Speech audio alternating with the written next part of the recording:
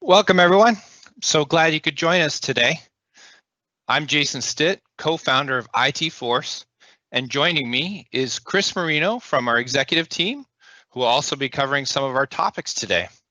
Of course, we also have Master and Commander behind the curtain, Matthew Hache, as some of you know, is our project manager. Just a little bit about the production today. We are using Microsoft Teams live event with 2 presenters and 1 production manager from 3 different locations. So we're really trying to take advantage of the technology that's out there. Anytime you have any questions, please send it through the Q&A window found in your navigational bar, so we can see them on the side, and we'll address your questions after we review the 4 trends. Today in our Teams and R, we will be focusing on 4 major trends that we believe will be affecting organizations over the next 18 to 24 months and beyond. Those trends are the process of adapting to COVID-19, remote work nucleus, secured and productive, transformation of culture due to age demographic changes, business intelligence, and the cultural divide to the bottom line.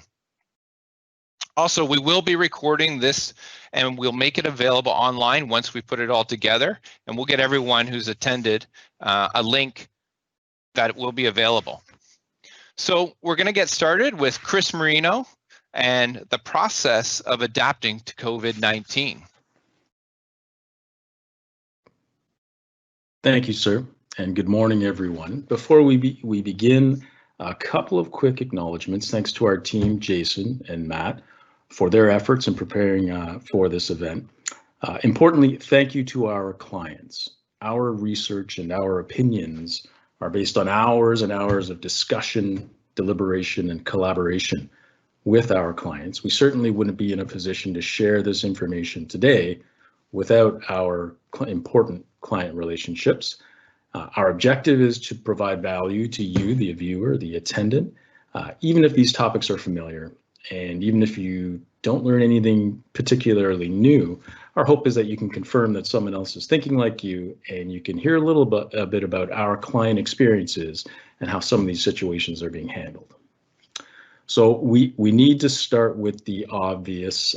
We can't host a session like this without addressing the COVID-19 pandemic and the impact that it has had on our business, never mind our personal lives. McKinsey & Company, a research firm based in the US, reports 10 years of e-commerce adoption or growth occurred in the period of time April to June 2020, in 3 months. The Microsoft CEO, Satya Nadella, he reports that Microsoft witnessed 2 years of digital transformation inside of 2 months, beginning in April 2020. And I'm sure that we can all speak to countless business models that suffered kind of near catastrophic disruption, leading to new processes like curbside pickup, contactless deliveries, home-based exercise networks that have grown tremendously, things that we never would have contemplated in 2019. The report I'd like to key in on, Bobby Cameron from Forrester Research, he early on recognized 3 modes of response to the pandemic. You see them on the screen. They were survival mode, adaptive mode, and growth mode. Survival mode was if a business experienced a critical drop in demand, forcing that organization to take a really in-depth look at the cash forecast versus what they saw as the revenue decline, and imposing an urgent need to plan how to maintain their operations. Adaptive mode was more so disruptive in the ways that they would deliver customer service. They had to move from their current model to a virtual model, or how to manage work from home teams that would divert what their intended investment in growth plans were to sustain how are they going to maintain operations in a different process. Growth mode Some companies actually experienced a rise in demand for their products and services. Think PPE or manufacturers that retrofitted a production line to produce PPE. So the advice the Forrester report provides from an IT budget perspective is starkly different for each of those modes. Survival mode, we eliminate new spending, we consider temporary layoffs, unfortunately, we examine our service contracts, maybe renegotiate longer terms for lesser fees. In adaptive mode, we accelerate strategic spend, things like shifting to the cloud in favor of renewing or refreshing our old hardware, rationalizing our application stack to just those that truly are necessary, and we defer or delay any large projects. Forrester then advises in growth mode, we economize spend with critical vendors and invest in technology directly supporting those key growth products or services. So we at IT Force through the summer and to now, we saw examples of all three modes within our client base. But the story wasn't as clear-cut, the boundaries weren't as clear. Regardless of the mode, the leaders that we met always stressed the long-term strategic view. So in the difficult case of layoffs, for example, leaders still emphasize strategic technology adoption to accomplish more with less. In the case of a shift to work from home, leaders made two decisions. How do I enable operations immediately? What's the quickest route? But then quickly moved to build strategies that ensured these new capabilities were secure, scalable, and made change even if that required changing the initial solution and the investment. If they needed to move to a more flexible posture, a more enterprise type class posture, they did so. Invariably, we heard from our clients a deep and very Canadian concern for their employees and the experience that they were having in their new environment. So what we do know, the pandemic has changed our businesses and our lives for the foreseeable future, and it really exposed any inflexibilities we had through our work processes and workflows. The key trend emerging from this, digital capabilities are critical in 2020.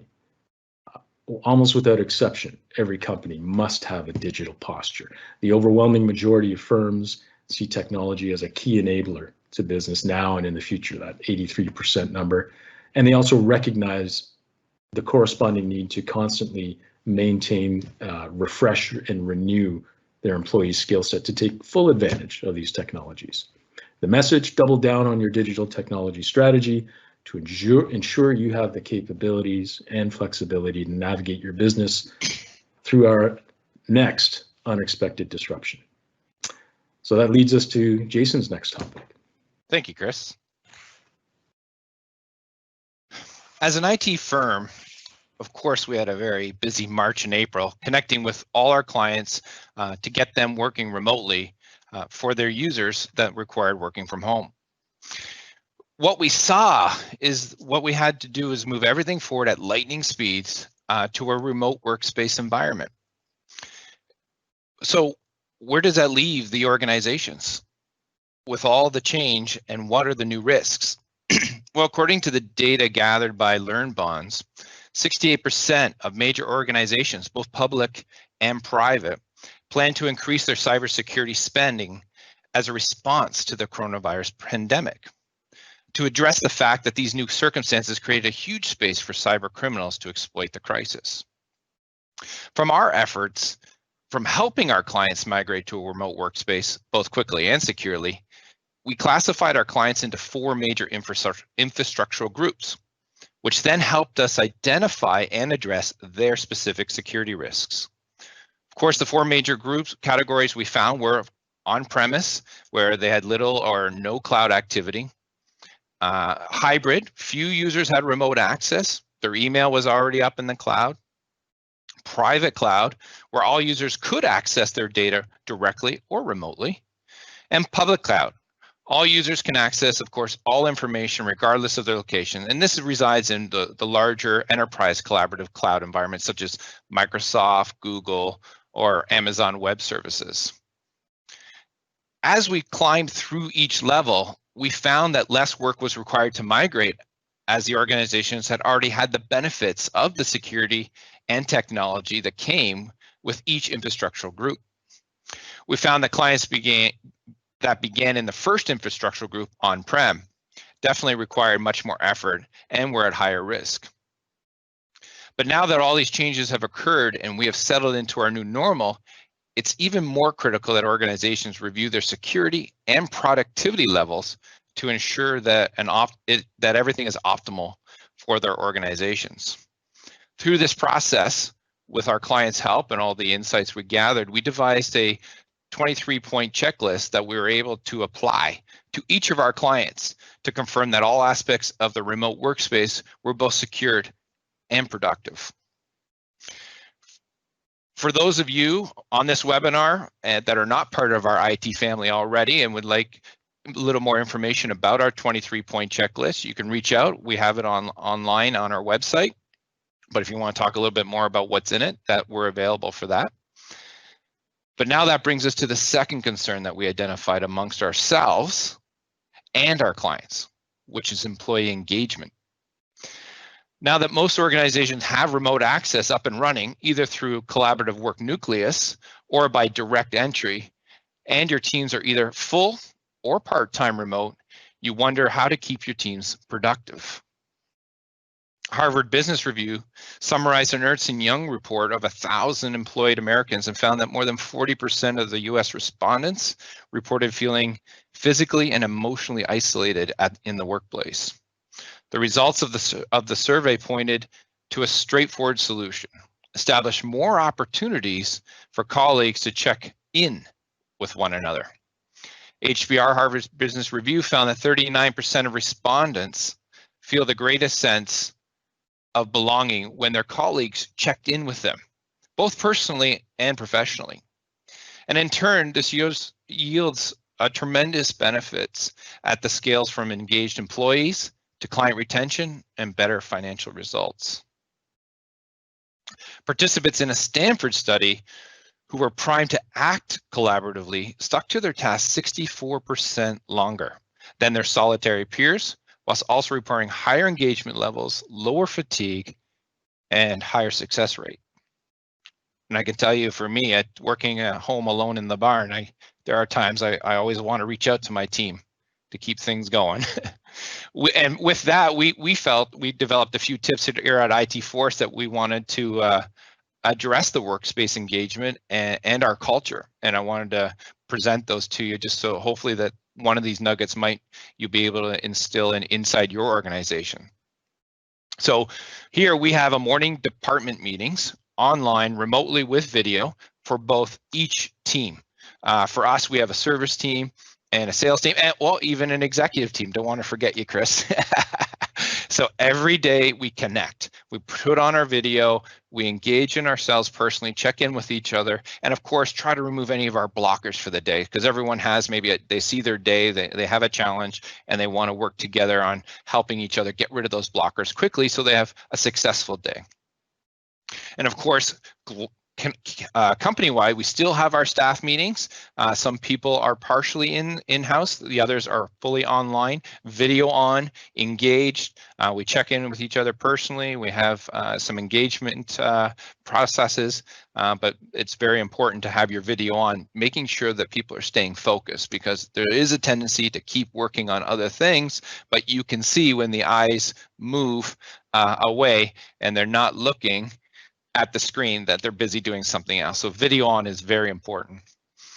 Social events, even though you may not be able to get together, we were able to come up with a few social events. We have a virtual drink. So Friday at 4 o'clock, you grab your favorite drink and you just connect and talk. We did virtual tours of each person's home. So we combined the virtual drink with a virtual tour. So people all had their phones on, they were connected, they had their drink, and then they walked around. For me, my wife didn't want us to do inside the house, so I did an outside one to keep her happy. But it got everyone connected outside of the workplace and outside of the work frame. And it kept everyone feeling positive. At least that's how I came out of it. And finally, we have team groups that we are allowed to chat with each other in a daily forum where we're helping each other engage, solve problems, move everyone forward. And that's the benefit of having a team. Not everyone knows everything. There are blockers, there are challenges, but having a place where everyone can connect on a real-time basis really helps everyone feel part of a team and stay connected and engaged. So we hope our 23-point checklist and our tips on engagement will help organizations get the most out of a safe and productive remote workspace. Chris, let's see what else we have to talk about. Thank you, sir. Just listening to you speak, I think I've met more pets, more family members. I've seen more favorite coffee mugs than in any previous role based on our interaction with technologies like this. And I had a 2020 moment in an important webinar as we're trying to convey a message and deliver value. I was shooing my dog away from licking my foot under the desk and trying to not show that I was having an impact. So there's a lot of famous pictures like that right now out there. There you go. So becoming more familiar with your colleagues is something that I didn't expect through our virtual posture and virtual stance. And I'm speaking today from modified stage 2, South Mississauga, the Mineola neighborhood, where I'm working from home and trying to keep our community safe. It's quite amazing that we have 3 disparate locations putting an event on like this. But I digress. The topic at hand, age demographics and our changing workforce here in Canada. So millennials, defined as born between 1980, 1996, or maybe year 2000, depending on your school of thought. They are the first generation that grew up carrying the sum total of human achievement in their hip pocket on their deeply personalized smartphone. So they are accustomed to immediate results, elegant and flawless app design, constant feedback or gratification from both their peers and their pursuits. Think the tremendous input that gaming has on the human brain. So by nature, they demand high performance technology from every facet of their life. So this places them uniquely as a key driver to digital transformation. The stats you see on the screen, so we've got 10 million Canadians in the 44 to 64 and 24 to 44 age bracket. But there are only 3.5 million Canadians in the millennial age bracket. Kind of the underlining point is 4 billion global smartphone subscriptions by 2025. Whatever your demographic, the common denominator is we do have access to technology, our smartphone, and it's on all the time. So with our clients, more commonly now, we're having strategic discussions that include how to transition from a retiring workforce to a millennial workforce. This, if some of our clients are on the line now, we've had even very recently these types of discussions. What we know is in Canada, our pool of workers will shrink by up to 10 million people over the next 10 or 12 years. So the notion of having a single employer for the span of your career has disappeared. There are fewer workers coming in to replace existing roles, and these conditions will have a number of consequences. So gone is that resolute nature of employee loyalty. Millennial workers have a distinctly different value set. So instant metrics, we spoke to that. Social collaboration to accomplish work tasks. You know, for the older demographics, that's a bit of a foreign concept. And they truly need a sense that their work is important. We need to imbue, instill upon them that what they do makes a difference. Instant commerce is another consequence, and a need to utilize their own personalized device for work, or if they must use a work device, a need to personalize that device.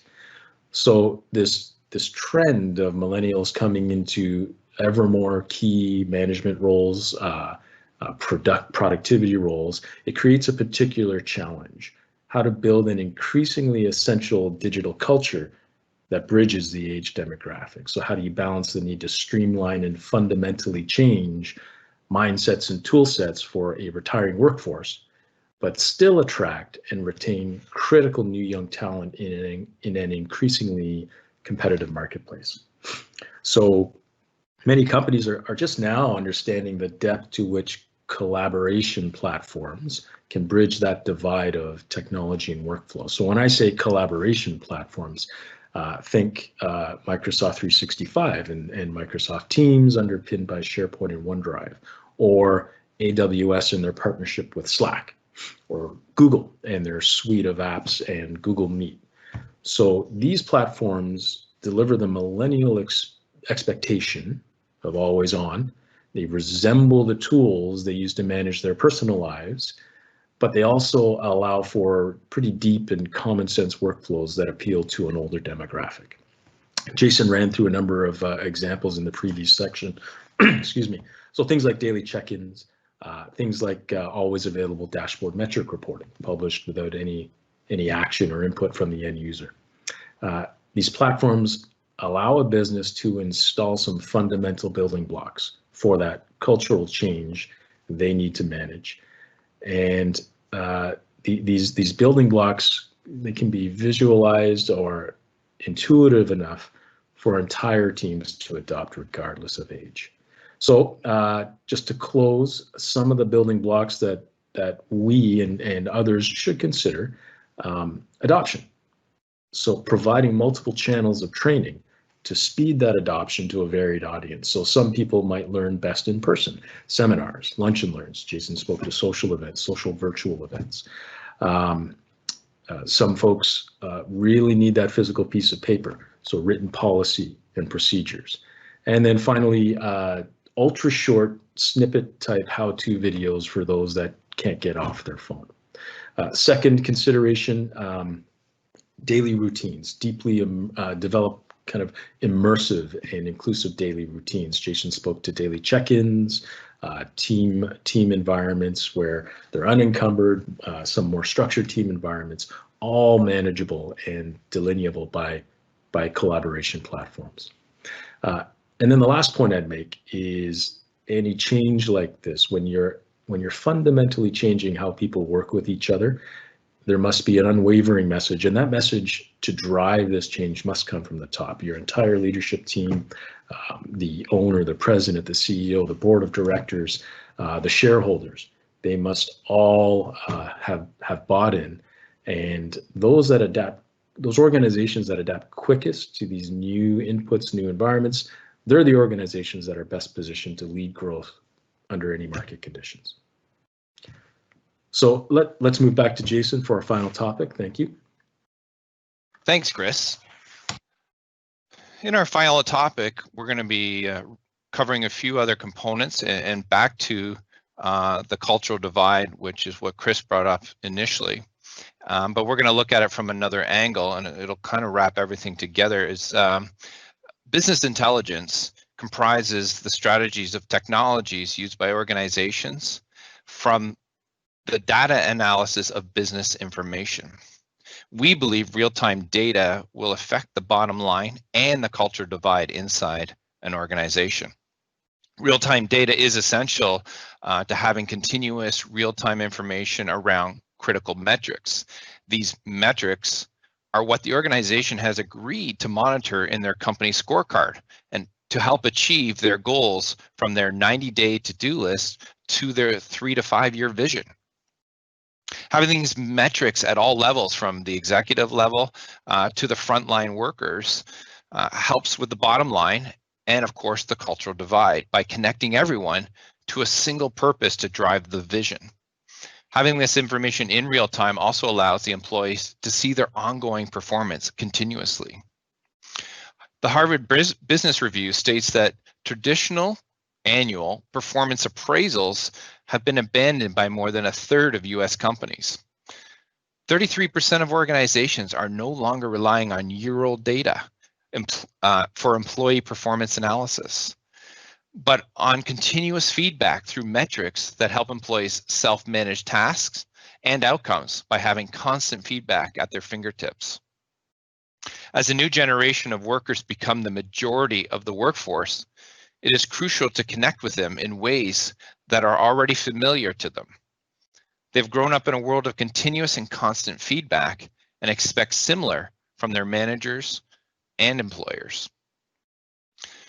Forbes states by 2025, millennials, as Chris mentioned, generations born between 1980 and 2000, are going to make up 75% of the world's working population. So to be able to give these millennials at the touch of glass their ongoing performance metrics will allow them to focus on what's important, such as the balance between their personal and professional life with the constant reinforcement that their contribution to the company, with constant reinforcement of their contribution to the organization. They'll get constant individual recognition for their efforts through public dashboards that align with the corporate vision and culture. It's going to keep them connected to their teams and company-wide progress on the meaningful corporate mission.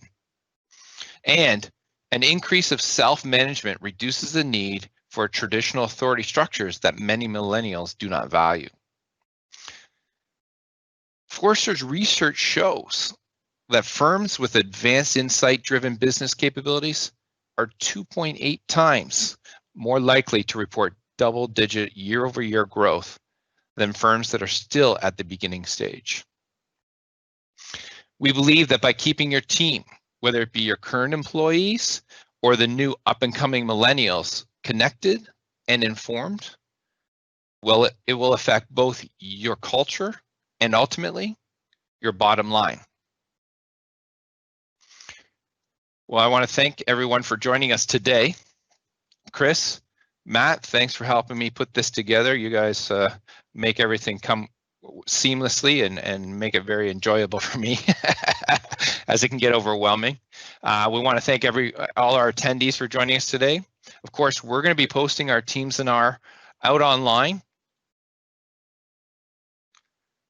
And we'll be sending everyone who attended the link. So don't be shy to share the video with others. So we're going to take a look in our questions section here. So let us technically see how that has, and we're going to answer any of the questions that came up in our Q&A section. Jason, it's Chris. Maybe I can read off one of the questions here for you to address. The question is, what's your recommendation as to what first steps a company should take to start exploring a more digital future state? If they were looking at connecting with us, of course, we walk through a series of events. We do have our 23-point checklist online, which is more of a technical guide to all the things you need to look at when moving forward. Our team has been dealing with many clients over the last 6 to 8 months in this. Well, we've actually been doing it longer, but of course it accelerated during the last 6 to 8 months. And we want to check what's the productivity value and possibly what applications they're using, and finding out if those applications also comply with the cloud. So they may be using an on-prem version of an accounting package, which may have a cloud option. So each application could be looked at. So the first step then is to assess the current environment, understand what your state is, such that you know how far to go. Yes, because there could be blockers there that would prevent them. So everything may be able to move, but other things may be, it's just technologically not available, but maybe a partial. So okay. Inventory of everything first, and then check for any blockers to the migration. We've got, here's a question I can handle. Will this presentation be made available to today's attendees? The answer is a resounding yes. And we'll follow that out with a link as it's posted on our website. But then maybe we've got time for one final question, and it is, do you have any clients that had no cloud before the pandemic that were able to move to the cloud because of the pandemic, and how long did that process take? We did not have a full event. We had clients who were complete on-prem, who needed some cloud aspects to get things moving forward. So they had to fire up a few components just to increase communication and remote access. But they didn't go all the way up. And then, of course, we had people who moved some of their components up, but there was not a full migration all the way up. We had someone come across from private cloud to full cloud or to public cloud, and that was a recreation, and that process did take 3 to 4 months because we had to start from scratch and rebuild everything with a better foundation because they had old legacy things that we had to leave behind. So there was a number of different events that happened, but not one specifically all on-prem to all cloud. Was that timeline that you mentioned for that one customer, 3 to 4 months, was that about average for all customers, or were there customers that moved quicker? Well, yes, it all depends on after looking at the inventory of all the parts that needed to move. And that they become usually the blocker because it's third-party integrators, and you have to deal with their time frames. So if we had the ability to control everything, it could go faster. But because there's always third parties involved, like the applications that you're married to and the accounting packages you're married to, we're kind of under the control of some third parties. We try to fire them up and we try to move them faster as being your advocates, but usually that can be in the way, but we do get it done. And then one last question here. Where is the checklist on your website? So that's in our Knowledge Center section. If you click the link Knowledge Center, and it is in the blog entitled,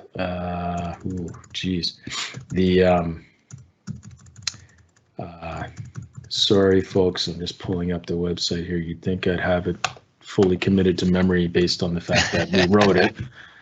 But yeah, but we've produced other things after that.